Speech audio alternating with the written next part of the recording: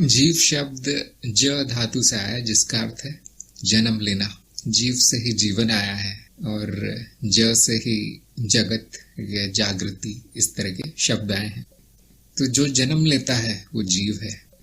अब प्रश्न ये आता है कि क्या है जो जन्म लेता है। हमारे पास 3 या 4 तरह के अनुभव हैं, या हमें अस्तित्व में 3 या 4 तरह की ऐसी वस्तुएं मिलती हैं जो जन्म ले सकती हैं। पहला तो है जड़ वस्तु, जो जैसे शरीर पदार्थ का बना है। दूसरा है चित्त और तीसरा है अनुभव करता, अस्तित्व स्वयं।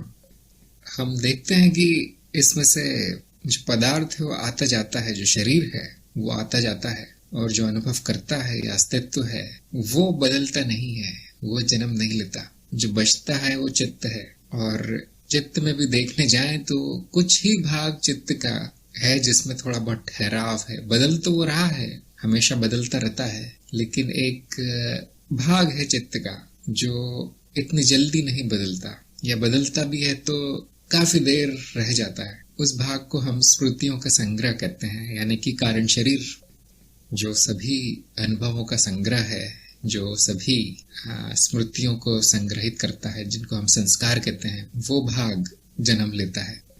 और जब वो किसी रूप में, किसी जगत में, किसी लोक में पाया जाता है, तब वो जीव कहलाता है, क्योंकि किसी जीवन का अनुभव चल रहा है। उसका एक शरीर होता है, एक लोक होता है, और एक तरह के स्वप्न में वो लीन होता है, क्योंकि सभी अनुभव तो चित्त निर्मित है तो सब नाद रचनाएं, और नाद रचनाओं को अनुभवों पे परिवर्तित करता रहता है वो जीव, और उन अनुभवों को संग्रहित करता रहता है अपने संग्रह के कोश में, जो कि है कारण शरीर।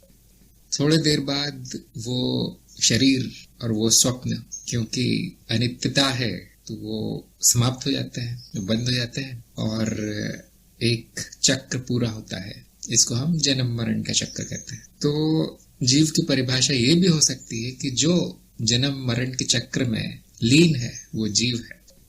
जब ये जीव इतना विकसित हो जाता है कि उसमें अहम भाव पैदा होता है, मेरे होने का भाव, कि ये शरीर मैं हूँ, ये चित्त मैं हूँ, ये वासनाएं मेरी है, ये भावनाएं, ये विचार मेरे हैं, जो चित्त वृत्ति हो मैं हूँ, ये मेरी है, तब हम कहते हैं कि वो अज्ञान में भी लिप्त हो गया है। ना उसके पहले अज्ञान है, ना उसके बाद अज्ञान है। अहम के आते ही अज्ञान आ जाता है। और तब हमें एक और परिभाषा मिलती है जीव की, कि जीव वो है जो स्वयं को शरीर या कोई और चित्त वृत्ति मान बैठा है, वो जीव है। तो 2-3 परिभाषा हो गई आपके लिए।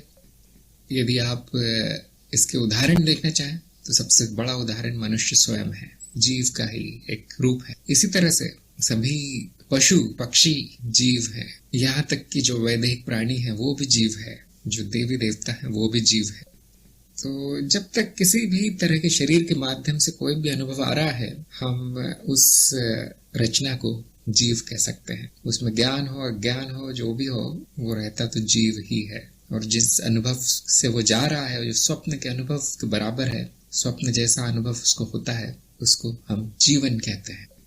तो ये उत्तर था, छोटा सा उत्तर है। कभी कभी आपने देखा होगा कि मैं कारण शरीर को भी जीव कह देता हूँ, क्योंकि जीव के बिना कारण शरीर का कोई खास अस्तित्व होता नहीं है। बीज रूप में होता है वो, और अधिकतर जीव रूप में पाया जाता है। कोई न कोई रूप ग्रहण करके किसी न किसी अनुभव में लीन रहता है। जब ये वृत्ति समाप्त हो जाती है तो हम कहते हैं कि जीव की मुक्ति हो गई, अब वो कभी किसी रूप में दिखाई नहीं देगा। इसका अर्थ ये नहीं कि कारण शरीर नष्ट हो गया, केवल विलीन हो जाता है, वो विश्व स्मृति का भाग हो जाता है, विश्व स्मृति का एक भाग हो जाता है, उसमें विलीन हो जाता है। जीव एक प्रतीति है, एक माया का भाग है, एक असत्य घटना है जो कभी हुई नहीं। जो हमारा संपूर्ण जीवन है वो स्वप्न है जो कभी हुआ नहीं। और ये मानना कि मैं ये हूँ, मैं ये जीव हूँ, वो केवल अज्ञान था, वो स्वप्न का भाग था। एक और बड़ी रोचक बात है कि जीव का विकास होता हुआ लगता है कि वो एक विकास क्रम में लीन है, जटिल होते जा रहा है जीव धीरे धीरे, क्योंकि स्मृतियां उसकी जमा होती जा रही हैं, उसकी स्वयं वो अपनी रचना कर रहा है उस तरह उन स्मृतियों से। और यही जीव का लक्ष्य है, विकास करना स्वयं का जीव का लक्ष्य है। होता तो उसके साथ कुछ नहीं है, होता तो वो विलीन ही है अंत में, लेकिन जब तक वो अज्ञान में है उसको यही महत्वपूर्ण लगता है, जीवन को बनाए रखना और अपना विकास करते रहना, ये उसके लिए महत्वपूर्ण है। जो इस अज्ञान से जाग गया, हम उसको जीवन मुक्त कहते हैं। केवल जाना जा सकता है कि क्या हो रहा है और किसी तरह की मुक्ति संभव नहीं है।